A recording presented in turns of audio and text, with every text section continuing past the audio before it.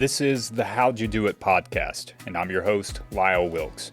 I believe that people have more to offer and knowledge to share than they ever give themselves credit for. So with that, my goal is to deep dive into the success stories of business owners, entrepreneurs, and community icons so they can share the road they traveled and what they learned along the way.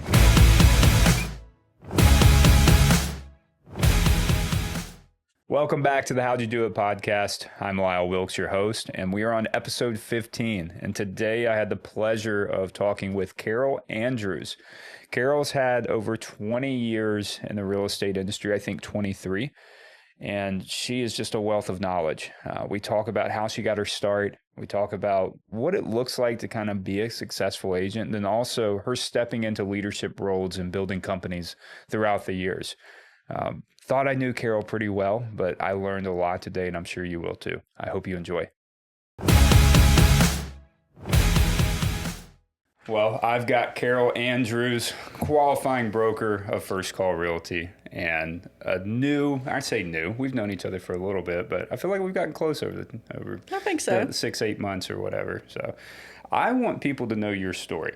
I think you've got an interesting one. I feel like you have done a ton for our local market, but you're one of those people that have truly been involved in the real estate industry, not just built a company, not just had success around real estate, but also have done it on a much broader level and helped a lot of people. So where are you from here? No, I don't even know that. No. Yeah.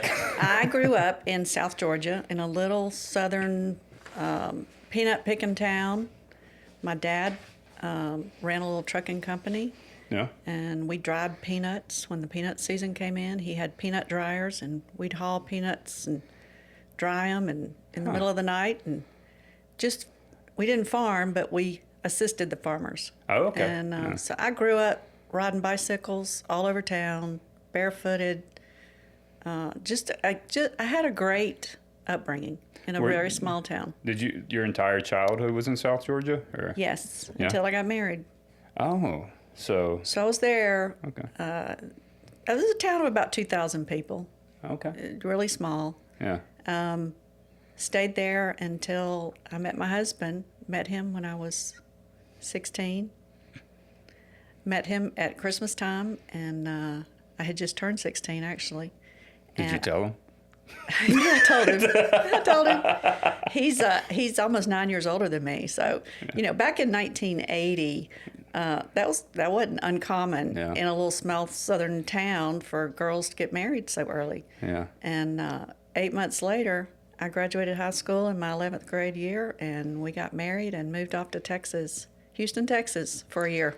Huh. What brought you to Texas? Well, my husband was a plumber. He worked with his dad. His dad had a plumbing company up in Millbrook. And Wait, hold on. So he met you in South Georgia, but he was from Millbrook. Okay. He met me in Barber County, Alabama. Okay. Both our families, our grandparents and families, are from Barber County. Oh, okay. And he went down there and he hunted with his cousins, and I was, hung out at my grandparents over there, and we met, and the rest is history, as they say. Okay, so Houston, Texas. So we got married and moved to Texas. We were there about a year. In 1980, the building industry just collapsed here, and nobody was doing anything. And a little plumbing company couldn't support two families, his parents and us. And a college buddy that he graduated college with from Auburn had moved out to Texas and was working out there, and he was going to be in our wedding. He was one of our groomsmen, and he told Boyd, he said, "Why don't y'all just move to Texas?" And about 2 or 3 weeks before we got married, Boyd took a flight, took out to Texas, found a job with another little plumbing company. And next thing I knew, we were moving to Texas. We literally moved to Texas the day after we got married. Happy honeymoon. Yeah. Oh, okay. So we got married in August, got pregnant in December. Wasting no time with life. No time. Yeah. And some things I didn't learn well. So Eric, our son, was born in September of 1981. 81? Yeah, 81. And 2 weeks after he was born, we moved to Atlanta because I hated Texas. Really? Houston was just a hellhole to me. It was the hottest place in the world. Could have been because I was, 9 months pregnant during the summer. But, I couldn't stand it. It was just, it was, and I missed my family. Yeah. So we moved to Atlanta when Eric was 6 days old, and Boyd went to work for HVAC company there. We stayed in Atlanta about 7 years. Then we moved to Dothan, Alabama. We were there about 13 years. And then built our dream home, thought we were going to stay there forever. And he came up here to Maxwell to do a bid on a job, and was approached by a local company here and said, hey, how would you like to move to Montgomery? Well, about that time, his parents were getting elderly. And his dad had some health issues, and his sister had moved away to another state. So we talked about it. The money was good, and the situation just, to me, it was a God thing. Yeah. And we ended up moving to Montgomery and spent several years with his parents, and were with them when they both passed away. And in fact, his mom moved in with us for a little while before she died. Yeah. And so we moved here in 2001, I think. And the agent that sold us our house. You know what's funny is I think we moved to Alabama about the same time. Really? Or, well, like in the Montgomery area. Okay. Yeah, because I'm from Florida, and I think it was like 2002 or 3 is when we moved up here from Florida. Yeah. Okay. Yeah. So we bought a house. Yeah. And the lady that sold us our house, her name was Catherine Berman, and she and I just hit it off. She was Aronov's top producer at the time, or one of their top producers, and we had the best time looking for homes and just became fast friends. And before we even bought a house, she said, "You've got to sell real estate. You really need to sell real estate. You'd be great at this." So I was not in real estate. Yeah, you weren't in real estate. Did you do anything else before that? I had just been in administrative work, working for banks and such. Yeah. And so anyway, Catherine we closed on the house. I went to work for actually Home Depot in designing kitchens. Oh, cool. Went to Atlanta. They put me through the school up there and learned kitchen design. And I thought that was, I loved the building process. We had just built a home. We had renovated a couple of other homes prior to that. So my husband was his degree from Auburn is in building construction. So we kind of came from that kind of background. Yeah. And so we decided, after about a year of working at Home Depot, she just kept on harassing me. She said, "You've got to sell real estate. You've just got to do it. You just need to do it." And so finally I relented, got online, did the course, passed the course within a span of about 10 days. Yeah. Yeah. And had quit my job, sat down in front of a computer and did it. And this was when online, it had really just started. Yeah. So did that, went to work for Aronov, a company here, local company, and ended up staying with them for about 13 years. Yeah. Before we get into that, you moved around and like a lot of change, it seems like. Yeah. Yeah. How did you deal with that? Like, have you always been like kind of go with the flow or? Oh, yeah. Yeah. Yeah. I just wanted to be wherever Boyd took us. Okay. He was the primary, Yeah. breadwinner, and our kids, when we moved to Montgomery, our son had just gone off to college and our daughter had just finished high school. So we were kind of in a transition period anyway, with them leaving the nest and moving forward. So it was a good time for us to move to Montgomery, and Montgomery's been very good to us. Yeah. It really has. Yeah.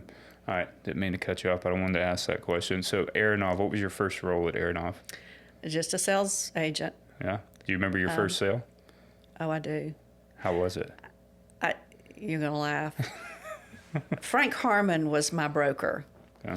And Frank, if some that's watching this podcast may remember Frank, he was quite a character. He'd been doing it for decades. And he spent a lot of one-on-one time with me and every other agent that came through there. I always loved Frank's approach. I could always call him. I could always reach out to him, go by and see him. He was always available to me, always. Yeah. And, cell phones had just kind of gotten popular. I remember, I think when we got into real estate, it may still have been where we were, you had so many minutes a month, so you didn't stay on the phone. Oh, yeah, I do. All the time. Yeah, So, after 8, it was free. Yeah. So, I remember my first commission check. I got my license, I think, around September or October of that year. And I think I had my first sale in November. My first sale was a referral from a friend of my sister's who was moving here. And sold it and turned everything in. And I was so excited. And I think back then we started out on a 50-50 split, but I thought I had hit the mother load there. And I went into Frank's office, and he made this big deal out of your first commission check. And I went in, and we both sat down. He said, well, here's your first commission check. You did really well on this one. And I just looked at him. He said, well, how do you feel? And I said, this is better than sex. That's when you knew you were meant for sales. Yeah. I thought he was going to fall out of his chair. He just laughed at me. And he told that story every time I saw him afterwards until he passed away. Even after he retired, I kept in touch with him. And he said, is it still better than sex? I said, well, some of them aren't. Yeah, no kidding. What is it about, what is it for you, because, I think anybody in sales has that feeling, getting a deal done. What makes it so good, They're not all that great. No, they're not, yeah. I would say the majority of them are, but we all have those bad deals that go south and really put a bad taste in your mouth. But overall, if you do as many transactions as I've done in 23 years, I would say, 95% of them, I walk away pretty satisfied. Yeah. Helping families find a home, helping them get situated, moving their kids. It's traumatic for some people, because some people don't want to leave where they are, but their jobs take them somewhere else. Yeah. We have a lot of military here, and I'm sure they go through that as well. Yeah, I feel like that it's when you do something for yourself, it's a different type of feeling than because also with real estate, I feel like you're a part of their lives for that 60 days. Right. You're talking to them every single day. You're keeping up to date. You see them every weekend probably if you're showing them houses, or if you're helping them sell the house, you talk to them all the time for feedback. Yeah. And I feel like you're doing the work, of course, but you guys are you're in it together almost, and then it's like a big win. It's like a team win almost for the closing. Yeah. And you become, I've had a client call me just today, and I sold them a house about 9 years ago. Yeah. And she called me today, and she was just ecstatic about their moving. They bought a house up in Deatsville. And it was kind of a shell of a house. It was finished, but it needed lots of updating. And they've done some really cool updates to it. They put a pool in. And I was just running the comps before I came in here, and I think they're going to be really happy with where their number's going to be tomorrow when I meet with them. Yeah.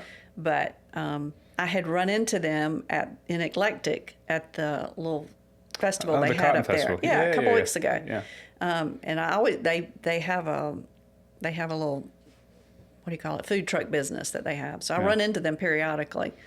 But and she just, she called and she said, I was so hoping you hadn't left for vacation yet, because I'm leaving on vacation soon. And she said, is there any way you can come see us before you leave? And I'm like, of course I can. Yeah. So those are the kind of, you feel so connected to people. Yeah. And even after 8 or 9 or 10 years, you feel so connected to people. They call you and you pick right up where you left off. Yep. You definitely you're more ingrained in their lives than I think outside people realize, Right. I get really vested, and I think that's why the ones that don't end so well, or, there's problems or whatever, I think that's why it stings so bad. It's just because I think you want it to work. You try to make it work, Right. And sometimes it's just people are Sometimes, people, right? and a lot of times it's completely out of your control. Yep. You have no control over what happens, and how devastating things can be to people. It's sad. Yeah, it is. So first year, first closing, and then how long were you? How long do you feel like you were? I'm not going to say like a rookie realtor, but until you really got things going, like so you felt like confident in what you were doing. Well, my first 5 years before I became a broker, I don't think I had but maybe 2 or 3 months where I didn't have a sale. Yeah. So I was one of the lucky ones.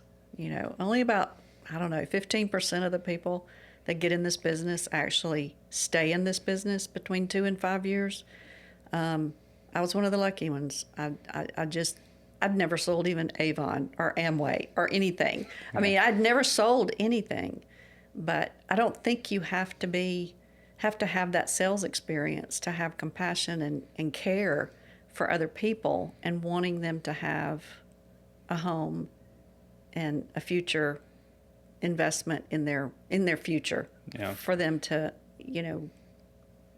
grow their wealth. Yeah, and I think too, like sales is not trying to get somebody to do something. Right. It's just serving. Like I think the best salespeople that I've ever met, they are so good at finding out what you really want, something that you don't even know you wanted. Like they help you discover what you're after, and then they help you make it happen.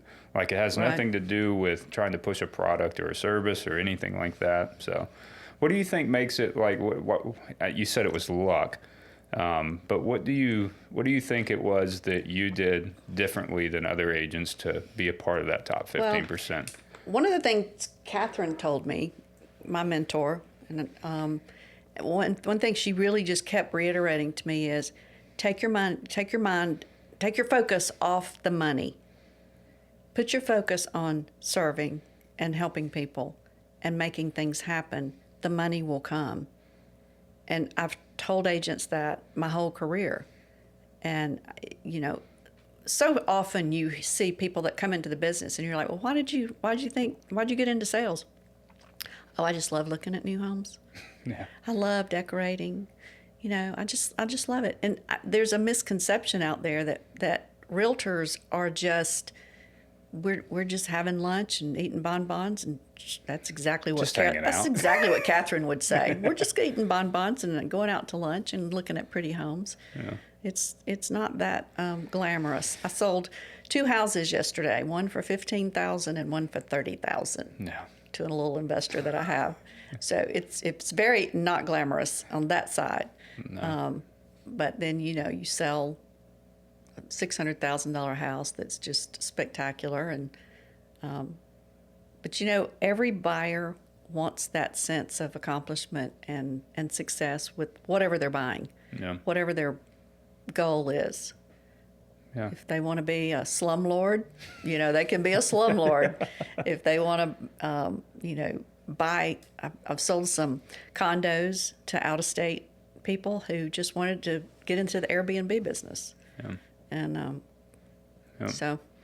What do you? Yeah. So you were at Aronov you were 5th year. You got your broker's license. Is that right? My 5th year, I got my broker's license. Our broker that we had at the time was leaving. Yeah. And I had been talking to Aronov they actually approached me about becoming the broker.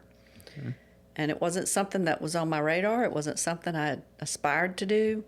But I was slowly talked into it over a period of time, and was given a really good opportunity there. So in 2007, I believe it was, I became the broker at Aronov. How was that?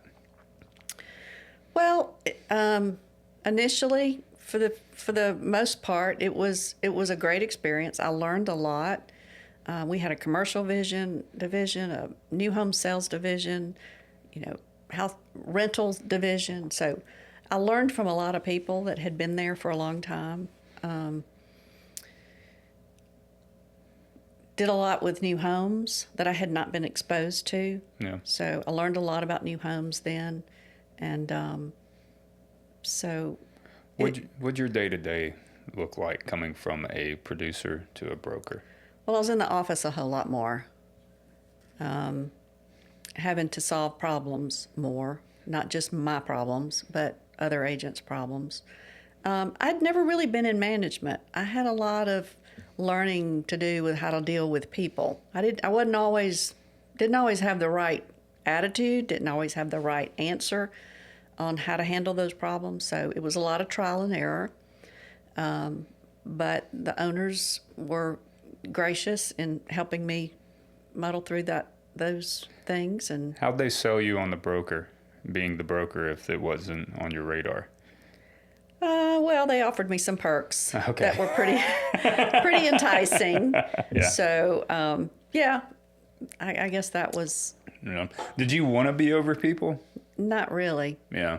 Not really. Yeah. I still don't want to be over people. Yeah. I love helping agents. I love teaching agents. I love mentoring agents. Yeah. I like solving problems.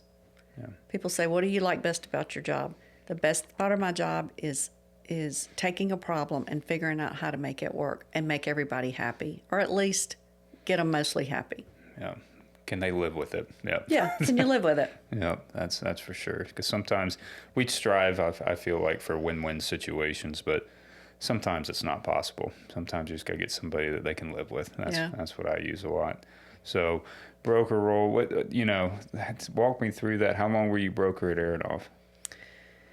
About 7 years. 7 years. I think it was 7. Yeah. 7 years. Yeah. I left in 2014. Okay. And we created house and home real estate, myself and 3 others, and did that for 10 years until you and I met. Till I came along, yeah. So before we get ahead, what made you want to kind of branch off from Aronov? Well, it was time. It was time? It was time.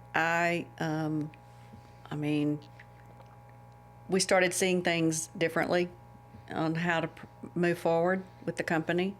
And I think I just outgrew that role with them. I didn't outgrow being a broker, because that's really been my favorite part of this whole journey that I've been on. I love being a broker. I don't have any intentions of changing that, anytime soon.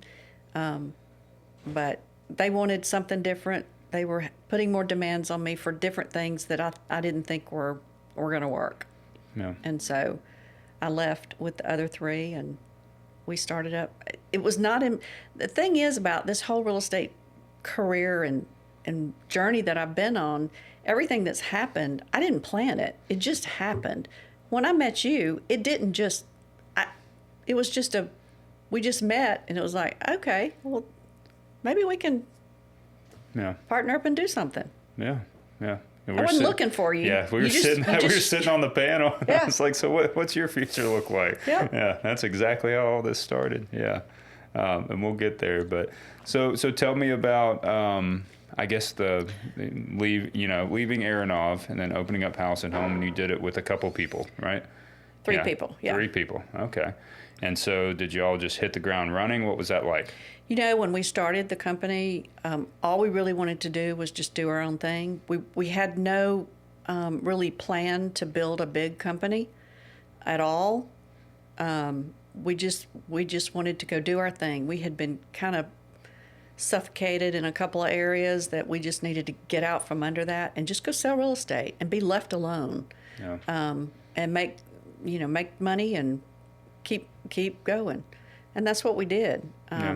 Fortunately, several from Aronov moved over with us, and then others joined. And before we knew it, we were, in the top 10 brokerages in production, and we were just moving forward. We did that for 10 years, and it worked really, really well. Yeah, yeah.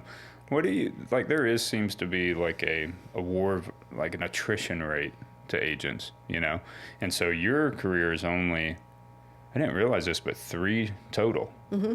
Only 3 total. In 23 years. 23 years. Not a lot of agents can say that. No. Right? Yeah, not a lot at all. And why do you think that agents, why do you think they move around so much? Because that's the oddity, like staying put where you're at, or, I think it's just the bright, shiny object. Yeah. I mean, everybody's got a bright, shiny object, and somebody else's might be a little bit bigger than ours. And they, and there's been an enormous amount of growth in different brokerages and different brokerage styles and the way they do their business. their commission structure, what they offer, what they don't offer. Some people just want to go hang their license and, sell 1 or 2 houses a year, and they just want to be left alone. Yeah. And then you've got agents that that's all they eat, live, and breathe is selling, and they also want to be left alone. Sure. And then you've got those that want to, they want somebody to mentor them. They need more assistance than others. Yeah. Do you feel like you had mentors through your whole time? I did. Yeah. I did. Yeah. Frank Harmon was my first mentor. Yeah. Adored him. My second broker, he also was very good. But then I've got other brokers in the state, and I know you'll get to that, that are still extreme mentors to me. Yeah. After 23 years, you don't just stop being mentored. Yeah. If you want to continue to be successful. Yeah. And I think with the mentors, I think those that want to be left alone, and I think maybe it's like, I think they still want that mentorship at some time. They still, it's like you said, if you still want to continue to be successful, you got to be open to the idea of something different. Right. You got to open, and there's normally no one better that's been doing it longer than you, more success, so. Yeah, for sure. So house and home, rocked along with that. What was that like, building your own company versus running a company for someone else? It was trial and error. Yeah. It was, it just kind of grew organically. We were very fortunate that we attracted a lot of top producers. We helped build a lot of top producers. The 4 of us were always available to them, and we didn't have any administrative staff. It truly was the 4 of us running the company on a day-to-day basis. Yeah. So I don't know how I would say we were, how we managed to be as successful as we were, other than we just had a lot of really good agents. Yeah. It's always the people. It's always the people you got. Yeah, that's for sure. At least that's been my experience doing this so far. It's always the people. Like, you got that determines whether things go well or bad. Right. For sure. So, and then I came along. Yep. After 10 years, did I get that right? Mm-hmm. 10 years of house and home, I came along. I think that there's some of the partners were wanting, maybe a change of pace. Yep. Is that right? Yep. Yeah. Walk me through your side. I know we've talked about it, but give me your perception of everything. For you and I? Yeah. So you and I ended up sitting on a panel together at the Montgomery Country Club in a room full of realtors, asking questions about, I can't remember what the topic was. It was during the NAR settlement. Oh, yeah. And we answered the same question, I think, 15 different ways. Yes. And Yeah. That was fun times, wasn't it? Yeah. So you and I sat next to each other, and I'd never met you. I knew your name. I knew your mom's name, but I didn't know you. And we just started a conversation, and literally that day, something, I can't remember if you asked me or I asked you, or we talked about future. How do you see where you're going to go in your future real estate career? And I think my answer to you was, I want to retire one day. And most realtors and brokers don't plan for retirement. Yeah. They just sell until they die. As I said earlier, my husband's 9 years older than me. He'll turn 70 in July. And he and I love to travel. Our only grandchildren live in Wyoming, so we try to go out there as much as we can. And we love to travel, period. We have a camper, and that's kind of our relaxation that we have. And I just, one day I'd like to be able to have a little more time to go do some things with him. Yeah. Before, God forbid, anything should happen and that he's not able to. He's in great shape, and we have a lot of fun together and go places. And but I just, at some point, I want to be able to say, not necessarily quit selling real estate, but quit being in charge of everything. Yeah. And I think too, salespeople where we are, we have to live in the right now. Right. You know, we don't think, well, what does 10 years from now look like? Right. What does 20 years now from look like? You know, like we're just trying to get this deal, keep it together Yep. to make the closing, or, you know, these sellers are happy. I just want to take them to dinner and have fun. You know, Right. like, you know, we're so in the right now. We don't really see like, well, what does retirement look? Do I want to keep doing this forever? Yeah. So Yeah. good. And I don't see myself completely retiring. I mean, when I was Well, at I hope not. Aronov, I had an 83-year-old agent. He had sold real estate for decades. He was sharp as a tack. And we didn't really have, you know, any issues with him. Now, do I think there are people out there now that need to retire? Probably so. But we won't talk about them. Yeah. But no, it is a career that you have that you really and truly, as long as your mind is good and you're physically able to do the job and still be sharp, I think you can do this up until your 70s and 80s. Yeah. I started working at Lake Breeze Realty. That was my first brokerage, Shelby Pitts. Yeah. She was the owner up there. And Gordon Pickler, which was one of the first agents to sell Lake Martin property. Oh, okay. He was up there, yeah. And you talk about, and I talk about him anytime I can, just because he's in his 90s, you know, like, I mean, but he's got to be in his 90s now. It's been a while since I've talked to him. I need to call him. But anyway, he was in mid-80s. He was day trading during the day all the time. He was still like selling real estate like crazy. Like and I just thought like, okay, I can make a career out of it. Like I can do this, because, you know, if he's still doing it, I got to be able to. Yeah. So we got sidetracked. Talked about future. Talked about legacy plan. We got there, and what's next? What's next for me? Yeah, what's next for you? You know, I want to travel. Yeah. I want to do more things with my family Yeah. and have a little more free time. Maybe not work quite as hard as I have for the last 2 decades. My daughter got mad at me recently, and she was giving me down the road, and she made the comment. And this isn't the first time she's made the comment. She said, "Mom, we have tolerated your phone all these years, because, you know, frequently I'll be talking to her, and like an appraiser will call or somebody. I'm like, I got to go. I got to talk to this appraiser. Okay, hang up. I mean, I can't tell you how many hundreds of calls have ended like that. I want to get to the point where at some point I don't have to answer the phone every time somebody calls. Yeah. No. Do you have a cutoff time for your phone? No. No? No. Yeah. However, I did scream at somebody one night that called me at 1 a.m. Yeah, I don't cut off my phone. My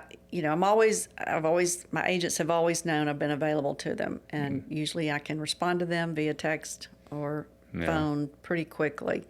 I always enjoyed having that kind of relationship with both the brokers that I had, so it was really important to me that agents be able to reach you.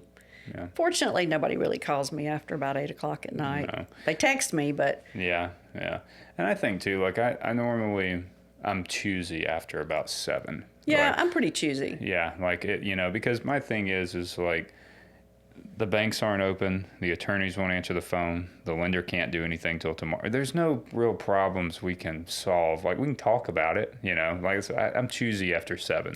I guess in the evening, that usually when you're working a deal, that's usually when you have to take the call. Yes, yeah. If you're trying to put something to bed. Yeah, for sure. And I also think that, like, I've been working on something like not time management, but energy management, right? Mm-hmm. And to me, that's really just like, instead of operating at like 10%, I want to be able to operate like at 100% capacity all the time. Like I want to, like I'm sure you know what I'm talking about, because I don't know if I can really put it into words, but like, you know, you just get run down sometimes. Right. And then you have those stub your toe moments. And because you stub your toe, that's when you act out, or that's when you say something you shouldn't, or what have you. And so I've tried really hard here lately on focusing on that. It's like, okay, am I worn out? Am I at my wit's end? Am I running on fumes? Do I need to take a break? And I feel like that time in the evening or whatever it is, being focused on that has really helped me. Yeah. So. Yeah. Yeah. But I don't know. But then again, I say that, but I think I was on the phone until about 10:30 last night. So we try, right? We try. We try. We try. And you don't do it every night. No. But where was I going with that? I just think as salespeople, it's important to make sure we're taking care of ourselves just as much as we're taking care of others. Right. I think that's I say all that to say that one line. Well, and one thing that I've always tried to do is when I'm working with a client, I try to let them know what my parameters are. You know, so don't, I tell them I've got a dinner tonight to go with my husband, or I've got a company event or something. I try to let people know what's going on, and I can't take their calls. The lady that called me today, because she knew I was going on a vacation trip, she said, "Oh, I was so hoping I'd catch you before you left." Yeah. So, I just think it's important to let people know where you need to be. It's expectations. Yeah. And that's set boundaries, and they don't have to be harsh boundaries. No, I agree with that. But most people are respectful of my time. They really are. Yeah. And I think too, one of the things that I started doing years ago is that, hey, if you don't hear from me after 7 or 8, I'm probably with my wife. I'm probably, winding down from the day. You'll hear from me first thing tomorrow morning. And just telling them that, like when they can still text and call or whatever, but they feel like everything's okay, because then I'm an early riser. I'll text them back at 6:30 in the morning, be like, hey, I'll be on it first thing when I get to the office, and everything works. So, what do you think is your biggest takeaway from, I want to say managing people, but I don't know, like leading people and helping people. What's the biggest, if you could give yourself advice 20 years ago, what would it be? Stepping into that broker role. I would have listened more. Listened? It took me a while after becoming a broker to listen instead of, and I think that's just growth. Mm-hmm. It's growth with the way you manage people. You have to learn how to do that. I was always quick to tell everybody what to do instead of listening to see if there was something different you could do differently that would work better. I think I'm much better at listening than I was 10 years ago, especially 20 years ago. Yeah. And so is it listening, like hearing them out, or? Well, hearing them out, or maybe even changing my perspective on something, listening to them enough to determine maybe I'm not handling it quite the way it should be handled. I try to talk myself through things and try to figure out what's the best way to handle this, and if I handled it this way, how do you think that might change the situation? Yeah. So maybe, do you think by listening you're allowing them to solve the problem? A lot of times it does. Yeah. If they hear themselves create, spell out the problem, and that's when an agent calls me and they have an issue they're trying to figure out how to handle. I think you and I had that conversation yesterday. You called me about something and said, what do I do about this on a counteroffer? Oh, yeah. And we were talking about that. And I said, well, just do it with this. And you were like, oh, I didn't think about that. Yeah. So I find myself frequently giving people advice on how to handle something that they didn't quite think that they shouldn't think about it. Yeah. But it's because I've done stuff like that for so many years, tried to fix problems, and had different ways of looking at it and handling it.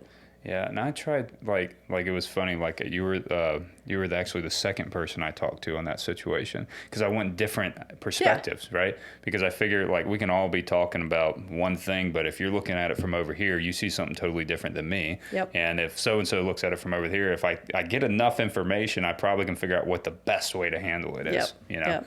And I do think, like, with leading people and managing people, whatever, I think just hearing them out and letting them know you heard them goes a long way. You know? That's one thing I've tried to do. I try to get better on every day, because I don't think you can ever get too good at that. No, I don't think you can either. Yeah, I really don't. And every personality is different. You have to conform your personality to match their personality. I have a very strong personality in that I'm very direct. I don't sugarcoat things. And so I love to have clients like that are the same way. Yeah. Because we can talk to each other without worrying about offending each other. Yeah. Those are my favorite clients. Yeah, that's why I mainly work with sellers, is that, like, and I think even you probably lean more towards that, is that we get along with them better because they normally have the problems and need the solutions. Like, they're Right. it's not they're trying to find their dream home and make everybody in the family happy. It's, this is what I want to do. This is when I need to do it. This, Right. and it's very direct, and we can kind of move forward with it. And with the buyers, it's not that I'm not happy, but I'm not like, well, my mother, Marlo, right? Like, she goes overboard with the buyers. Like, not overboard. She does a phenomenal job, is what I mean by that. She's all about it and feeling. She's very much a nurturer. Yes. Very much. Yeah, that's a great word for it. And so with that, like, of course, she's going to get every first-time home buyer and do a phenomenal. She's just better at that, So, and I also think when it comes, like, circling back to leading people, I've called it speaking different languages. Mm-hmm. Because I feel like someone may be super direct. Someone you maybe need to like just kind of put the information out in front of them and see if they like it. And Right. you have to talk about it for a while until they're open enough to go forward. Some people, sometimes you just need to, like, there's some agents that I, talk to and we're going through problems. I just need to listen. And then at the end, they'll tell me how they're going to solve the problem. I'm like, Right. all right, you need anything else? Oh, not cool. It's speaking different languages with people. And that's the fun part about, like, what we do. It is fun. Yeah. Like, it is a lot of fun. And I think that, like, I've sold a lot of houses and things, but there's still nothing better watching someone else win, helping other people win. Right. And that's, I don't know. It doesn't get old, Like, we've got Jennifer in the office, you know. I mean, she's taken off, and, like, that's just neat. It's just fun. It's fun to watch. It's fun. It is a lot of fun. What do you think? Can you tell when an agent comes along if they're going to make it or not? Yeah, pretty much. Yeah. I can. Yeah. Have you always been right? No, I Okay, haven't. yeah, okay. I haven't. But for the most part, I can pretty much peg them. Yeah. It's the one, I can tell you, one of the main things I see is the ones that show up, whether they're producing or not, if they show up, if they're showing an effort, if they're contributing to the group, if they're part of the team, they usually do okay. They may not take off and be, super sellers, but they'll usually do okay. They'll eventually get it and move on. It's the ones that hang their license with us and we never see them. Yeah. Whether they have another job. It doesn't mean that they can't be successful with another job. I've seen plenty of them do that. It's kind of rare, but I've seen people do that. Yeah, if you're not participating with your company and coming to the events that we have, the education sessions that we have, learning the technology that we have, and just plain showing an interest in being a part of the culture that we have here, those are the people that are going to have a much better shot of being successful. Yeah. I also think, like, a lot of people get into real estate and think things come to them. Yeah. Wouldn't that be nice, Carol? Wouldn't that be nice? Wouldn't that be nice? But yeah. If anybody gets anything out of this podcast, that's what they need to. Yeah, I do. But I think that, social media, reality TV, all the fun stuff, it's just like, if you got a bunch of friends, you can be successful in real estate, or it's this social, like, it's just not. Like it does play a part. I'm not going to say it's not that, because there is lots of it that it's a relationship business. But you've got to build the relationships. You have to be the one to take the first step. You have to, like you said, show up, put in the effort. Right. And I feel like when you're talking about, like, figuring out if that new agent that comes on, if they're going to be a success or not, I think you're dead on at those that just show up and you can see them. Like at the industry events, not even just within office. If Right. they see an agent open house, they're there. Right. Because they know they can talk to the guy that's been doing it for 10 years or the girl that's been doing it for 20 years and probably pick up something from You them. just need to be a participating person in our industry to some degree. Yeah.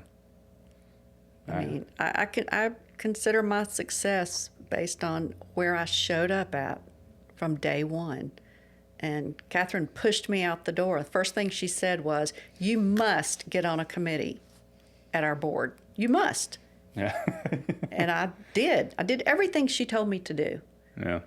And she said, "You must get your CRS. You must get your ABR. You must get the education. Don't stop doing all of those things." And I did. I followed every little piece of advice she gave me, and went kicking and screaming on some of it, but I did it. You know, I held the open houses. I took care of her clients when she was out of town. She took care of mine when I was out of town. We had a true partnership those first few years. And I think the learning and the education, that's an important part of our business because it's always changing. Yes. The last, gosh, you could say like every year for the last 5 years in our industry, like it has been something radically different every single year since COVID. Like, oh, yeah. Like I feel like. Well, since before COVID. Well, since before, that. yeah, but I'm saying like I felt like 16, 17, 18, 19, there were some changes, but not radical changes. But I feel like when COVID hit, the market radically changed. And then it was like the NAR radically changed. Interest rates, like everything was changing over the last 5 years, lots and lots of change.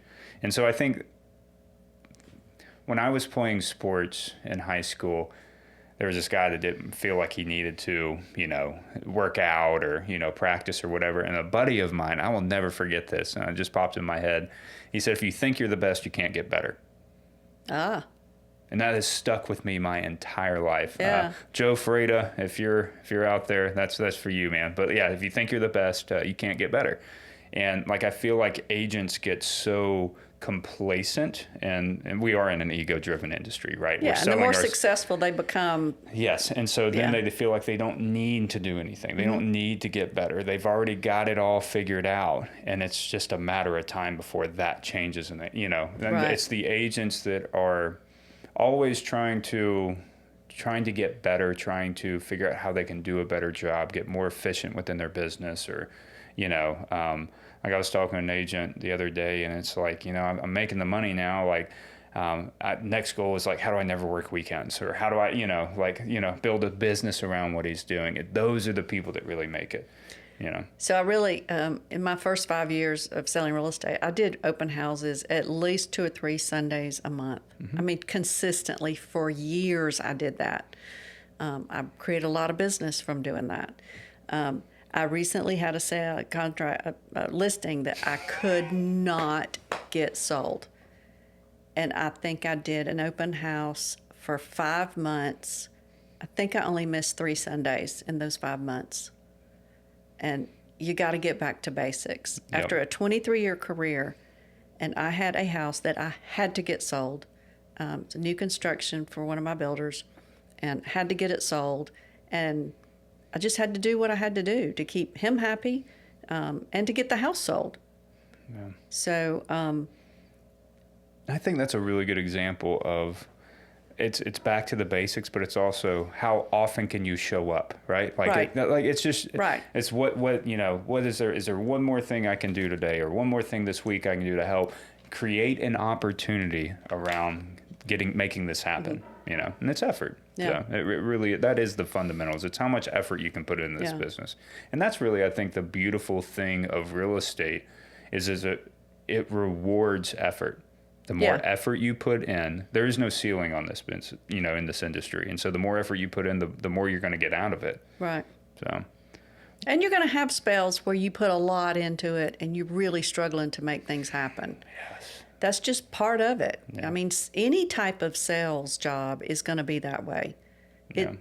I mean, I would argue Catherine that. used to say, you got to go kill it and drag it home and, process it and eat it. Yeah.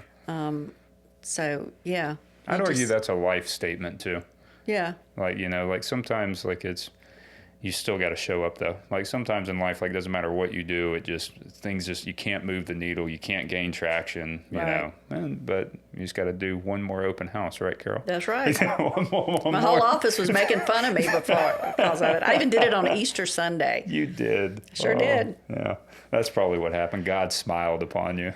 Listen, I'd been in business with this builder for many, many years, and all of his houses had sold really easily. And, you know, I had to make him happy. Yeah. And if showing up every Sunday and potentially finding a buyer would make him happy, then that was my number one goal. Yep. It wasn't about the money. It was about the customer service to give to my client that I had had for so many years. Yeah, I agree. What was you mentioned something a little bit ago. You joined a committee. What was your first committee you sat on? It was the Public Relations Committee. That was For the the fun MLS committee. board? Yeah, that was Okay, the fun committee. Okay. So we don't have committees anymore at the board. It's task force. Yeah. But we used to have committees for everything. And the Public Relations Committee was the fun committee. They're the ones who planned all the parties and all the events that we would get the agents to come out to. Ryan hasn't told me anything about that. Beasley, if you're listening, yeah. Well, we don't have committees anymore. We need a public relations committee. But it was always fun. We planned a lot of things, and just to get the realtor name out there and plan events that realtors got out into the community and did different things. What do you think? What did you learn early on about being involved? Like, how did it impact you? Well, something that really I had not expected. First of all, when I got into real estate, I thought it was a dog-eat-dog world and that you weren't friends with other realtors and everybody was just out to, get the next client. I never knew that realtors would become my family. It never crossed my mind that would happen, but that's exactly what happened. I have some amazing friends in this industry that are in this community as well as throughout the state and outside the state, just from the things that I've been involved in. Yeah. Do you think, what was it? Because I feel like the barrier to entry on a lot of people serving, on the local boards or the state boards or anything like that is, and I was even there, was I'm not getting anything out of it. Why would I do that when I could go sell a house? Why, So what would you say to that? I would say the referral opportunities become much more great for you by knowing people in other boards. I don't know how, I would say I get referrals on a regular basis, and they all come from my really good friends across the state. Yeah. I first got involved with AAR, the Alabama Association of REALTORS, in 2008 when I got selected to join the leadership class of the state. They chose between 10 and 12 realtors across the state that they saw, somebody put them up for it, and they saw potential for leadership. And Jimmy Ann Campbell, who is a local broker here, actually came to me one day and she said, "I think you would make a great leader." And I was like, no, thank you. She said, "No, I really think you should, and I would really like for you to apply for this program." And so I did. Jimmy Ann's never been my broker. I've never worked for her, but she saw something in me that meant something. And so I got selected. Muggs Mullins and I got selected for the same class. There was 12 in our class. And it was completely life-changing for my career as well as personal after I went through that whole year of leadership training. What made it so different, so impactful? What'd you learn? What'd you take away? I think we had 4 or 6 sessions, and they were always off-site. So we were all over the state meeting, and we would go for, 3 or 4 days, and they would bring in speakers. We had so much fun. I mean, it kind of reminded me of going to camp in the summertime as a teenager. Huh. Yeah. So you really become close with people in other cities, and we're all kind of in this together. We were all realtors Some of them were brokers. Some of the instructors that we had, I still to this day adore, just absolutely adore. And I love, when I go to an Alabama Association of Realtors conference or convention, I feel like I'm going to a family reunion. I truly do. Yeah. Because I see these people that have been so important to me. When I have a broker question that I can't really call a local broker about, I will call Bob McMillan in Decatur, or I'll call Julie Mento in Mobile. There's so many others. Carol Harrison, who I consider just a dear friend. She's now been a real estate commissioner. Out of our class, I don't know how many of us, I think every one of us have been a board president, and one's been a real estate commissioner. I think 3 of them have been state presidents. So each one of us went out and did something and became a leader in some way. And I feel like joining and serving, right? You find like-minded people like that. Yes. And that's been my experience. Not that I've served on any boards or anything, but things similar to that, mastermind groups, like. It's kind of like that. Yeah. I would say it's comparable to a mastermind group. Yeah, and like, I think that's the thing, that's it's invaluable to have peers that are, that are going through something similar as you are, and help, like, bouncing ideas around or. Well, I'll tell you what, we started a text thread in 2008. We still have that text thread, and we still, there's not a week that goes by that somebody doesn't contribute something to the text thread. Muggs was showing me that Yeah, at one of our meetings. It goes on for. It's just it was the best thing I ever did in my adult life, professionally. Truly was. Yeah. I adore those people. I consider them my brothers and sisters. I truly do. And I would say, like you mentioned earlier, your first mentor, Catherine, is that right? Yeah. She said, focus on serving the people, the money will come. Yep. And I think if you really want to grow in your industry, focus on serving the other people, right, and you'll get the rest of it at a later date. Right. Like, and you just got to focus on the giving part, like. And it's not just about selling. No. It's about, getting into a group like what I had in 2008 and having those mentorships and those friendships, and I just can't say enough good things about it. I hate that AAR now has they've tabled that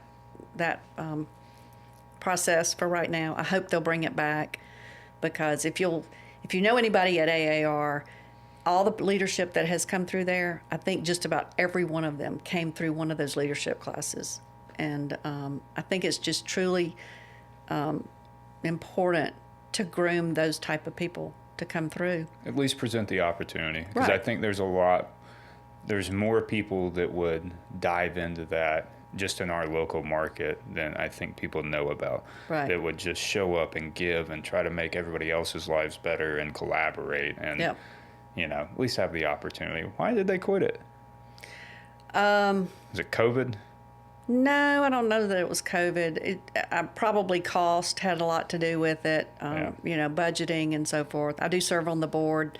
There have been a couple of years, I think, since my class that maybe they didn't do it one year or two. So maybe I'm hoping it's just a temporary pause on that program, and they'll bring it back, because it's really created some amazing, amazing leaders in our industry. And I think we're starting to see more groups like that pop up, because I remember when I first got into real estate, like, there were no groups, especially for younger people. Like, there was nothing available at the time that I could find. But I've seen, like, the home builders, they started the young professionals group. Right. There's chambers that are doing, like, young professional nights, which I know that's just for younger people, but just some.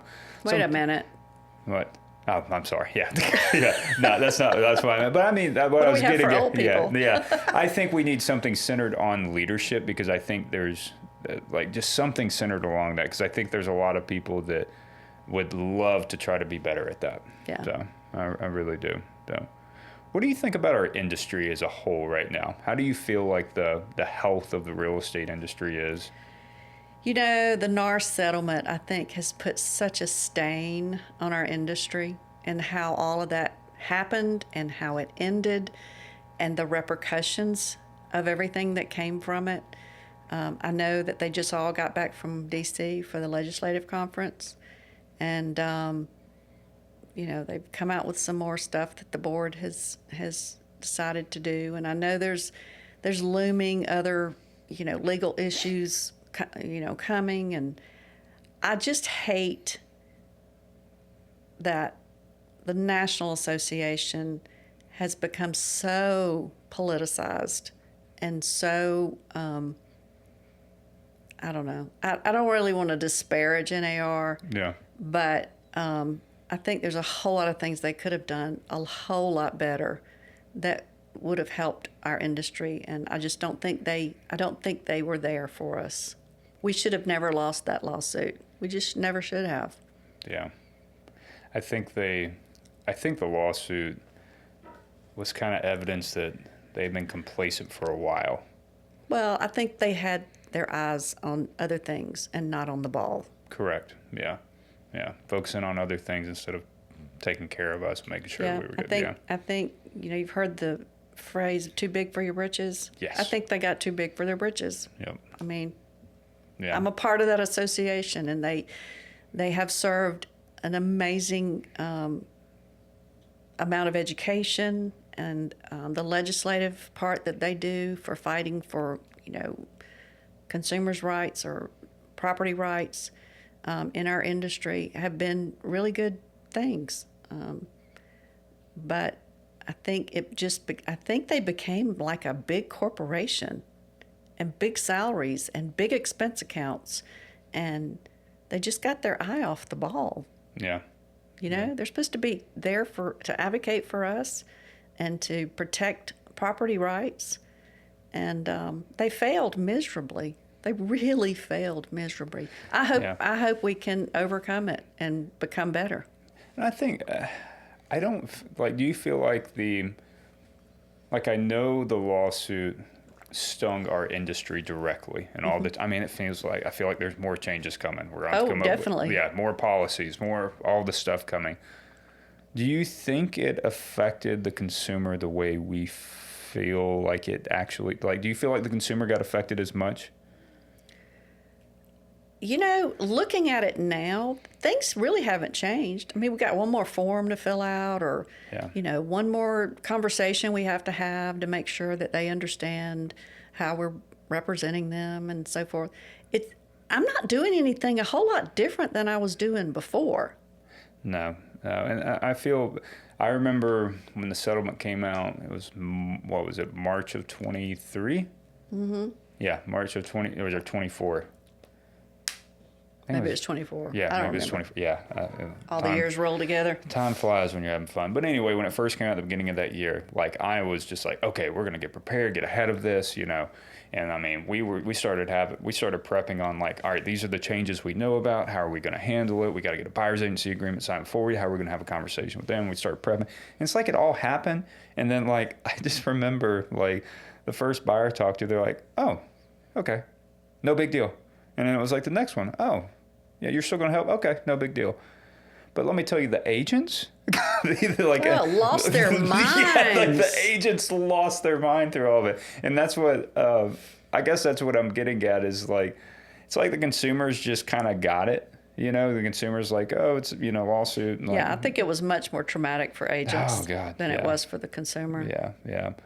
Well, how do you feel with all of the different, the models and we've got Instagram and Facebook and where do you think how do you feel that side, not just that side of the industry is with all the different models and things that are out there? It's exhausting. Yeah, it's just exhausting. Yeah. And like I said in the beginning, it's who has the biggest, shiniest object. Yeah. And nobody has nobody wants to be still. Everybody's just jumping at the first thing that they see that looks better than this thing. Yeah. I just wish we weren't so inundated with social media and technology. I wish we could in every part of our life, not just in real estate, but it's it just sucks you in, and it's hard not to be sucked into it. I mean, I'm as addicted as anybody else. Don't get me wrong. You send me TikToks, and I don't even have TikTok. I can't even watch it. Yeah. But there was a conversation I had at the agent open house I did earlier today, and I can't remember who brought it up, but it got brought up like, what do you think about like the agents that are like doing a comedy skit walking through a house or dancing and stuff like that? You know what I'm saying? Like just kind of the off the wall stuff, like I think everybody has their own creativity. I think some of it's really cute. I think it's fun. It's kind of a day in the life of a realtor, Sure. Fall down the steps or, things like that happen. I think it's fun. Do I want to see it, every time I open up my feed, especially if the same agent is doing it over and over and over again? It's like, okay, why don't you create something a little more tasteful? Not that that's not tasteful. It's funny and everybody loves a laugh. And I'm not saying don't do that, but integrate some other ways to get your message out there. No. I think that's important. I just feel like our industry, and I don't know really when it happened, I feel like it's taken a shift from consumer focused, buyers and sellers, to ourselves and other agents focused. You know what I'm saying? Like do you feel that, or do you share that? Like, because I feel like with like the Instagram and like these influencers, right? Like one of the comments I made when that got brought up, I was like, I think it's great, and I think they're doing a fantastic job about growing their brand and their presence. I feel like it's awesome. I said, but I don't think they're directing it at buyers and sellers. I think they're directing it at other agents, and they're building their whatever upline, downline, things like that. But it just seems like our industry is really, it's just gotten more ego filled almost, like, because the just sold, or I sold 10 million in sales or whatever it is, that's really speaking to other agents versus because the consumer doesn't care how much you've sold. No, they just don't. I've never been much of an advocate on tooting my horn about what I've produced or anything like that. Most of my real estate posts that I put on social media will feature an open house.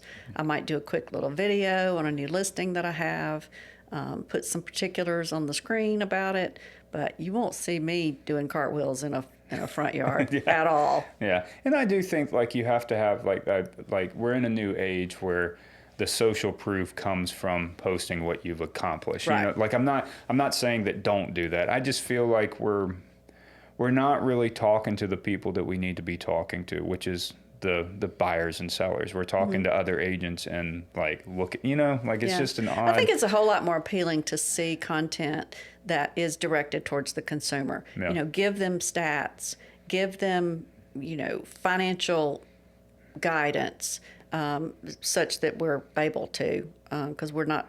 We gotta be careful. Got to be careful about that. But if you've got a particular product, maybe you're teamed up with a lender and they've got a great little product, or they've got some funds that are being directed towards first-time home buyers. Those type of things, those are interesting posts. The problem is you got like 14,000 other people, posting the same kind of content. So, I think that truly too, it's like what you're saying with the stats. But how about the best spot to eat? Yeah. Or did you know that you can, like Gold Star, like I'm a big proponent of downtown Wetumpka. That's where I live. And I try to post like how cool it is down there. Like talk to something that engages with them, so. Several of our agents, they do a really great job with social media. Abby does a really great job selling Wetumpka. Yeah. She just really does. Yeah. Leah and Jennifer, they do silly videos that I think are just hysterical. Yeah. But they also do, great, straight content. Leah did something on home inspections. That was a great. Yeah, it was a great wasn't one. it? Yeah, like the something. Basically the different perception, and she told her story along that, and I don't know, I just feel like, and maybe I just feel like our industry, like the real estate industry as a whole, has lost its way into some regard. Like we're not playing ball with buyers and sellers. We're just playing ball, trying to be king of the playground, so to speak, that Well, way. you know, social media influencers that's why they call them influencers. Exactly. They Yeah. make, they attract a lot of attention. And if you need to do something a different way to attract attention, I guess you can do that. Yeah. I just want to, as a broker for the company, I want to make sure that what they're doing is tasteful and not, that it passes muster. If it's funny and silly, make sure it's clean and funny and silly, Yeah. Yeah, for sure. For sure. Is there anything that, looking back on your career, you would change? You would have taken a different, in your real estate career, do you wish you would have done something different or anything like that? I don't think so. Yeah. I kind of look at my real estate career as anything else in my life.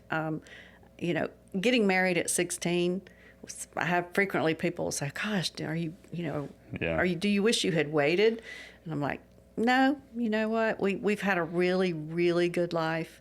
And I'm the same way with my real estate career. Have there been some, chaotic times or times that I wish that, I might have done something particularly different? Yes, of course. But for the most part, I'm glad I took the journey that I took because I learned so much, and I'm still learning, and I'm still growing, and still open to learning and growing new things. Yeah. Yeah. It's a fun business. It is a fun business. It's chaotic and it's draining at times, but it's a lot of fun. I tell people all the time, or tell agents, it's the hardest job I've ever had, but it's the most fun job I've ever had. Yeah. I think my first business coach said real estate's the hardest, easiest job in the world. Yeah. And that's, he goes because most of what we do is a lot of fun, but when it's hard, it's hard. That's right. Yeah. That's right. When it's hard. Well, I've got 4 questions for you. I ask everybody that comes on. I want to ask you before we come off is, what's your favorite book? I've got a whole stack of books in there. In fact, you've got some of my books in here. Yeah. I love self-enhancement. Self-improvement books. Yeah, self-improvement. I like the 7 habits of highly effective people. Yeah, that's one of my favorites. Yeah. Okay. All right. What was that? If you could have dinner with anyone, past, present, or future, who would it be? My dad. Your dad? Yeah. All day long. All day. Yeah. What's your favorite? I got my work ethic from him. Really? And I'd love to be able to tell him one more time. Thank you. Yeah. For that. It's the older I get, the more I realized how important my parents were too. Yeah. What an impact they made and what a good, good role model. Good role model, and just thankful for that. Yeah. You can ride on the peanut truck with them again, right? I would. That's awesome. What's your favorite food, Carol? I love pasta. Pasta? I just love pasta. So Italian? Italian, yeah. Where do you go pasta. to get good Italian food? Here, not really anywhere. Yeah, Frenchies. I haven't been to Frenchies yet. Yeah, it's good. Me and Summer went there Valentine's Day, I think. Yeah, but and we went there. It was good. I love seafood. I love shrimp and scallops. Capital Oyster Bar. Every time. Yeah. We were just there last week. Yeah. Yep. Yeah, and you need to go try David's plate or the old Jubilee seafood.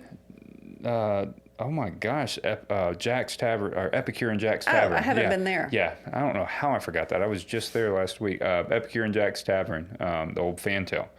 It's not buffet. Yeah. It's like fine dining. They also do they do.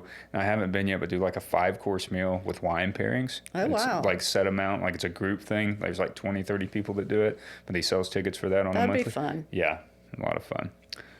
So we got how you did it. What is your why, and is it the same today as when you started? No, it's not the same. What's your why now, Carol? My why now is, I'm not that I'm old. I don't feel old. I don't feel 61. I feel like I'm still like 40, 45. Yeah. I do. Yeah. I just want to continue to contribute to the industry. I want to contribute to agents' success and helping them achieve that success. I just still love getting up and coming here every day. I just really do. Yeah. but I can't wait to go on vacation. Yeah, you just learned at this point probably how to enjoy vacations. Yeah. We've got right? a big trip coming up, and I'm just super Where are you psyched about going? it. We're taking our camper, and we're going to Utah, and we're going to do the 5 national parks in Utah. So you're going to Mount Zion? Yeah. Me and Summer went there, and oh boy, Yeah. you're gonna I love. cannot wait. Bryce Canyon. Bryce Canyon, Bryce Canyon. Canyonland. Didn't go to Canyonland. Bryce Canyon's so cool too. I can't remember. Yeah. There's 5 of them. Yeah. But that's our plan. Taking our dogs, taking our camper. We started this camping thing about 5 years ago, and we're addicted. That's cool. That's cool. I tell you what, when you go to Mount Zion, I can't. I don't think remember- it's Mount Zion. I think it's just Zion. Oh yeah, Zion. Yeah, sorry. Okay. Look, I'm the guy that like if I say it wrong one time, like it's just there. Yep. You know, like it's just stuck there. But Zion National Park, like the narrows of it, there's a spot you can walk up. My regret is I didn't rent the waders Yeah, to walk in to walk through the water. Make sure and rent the waders because Yeah. it looks so cool. I went up as far as I could, but like rent the waders. It just looked like it got cooler and cooler. Yeah. Yeah.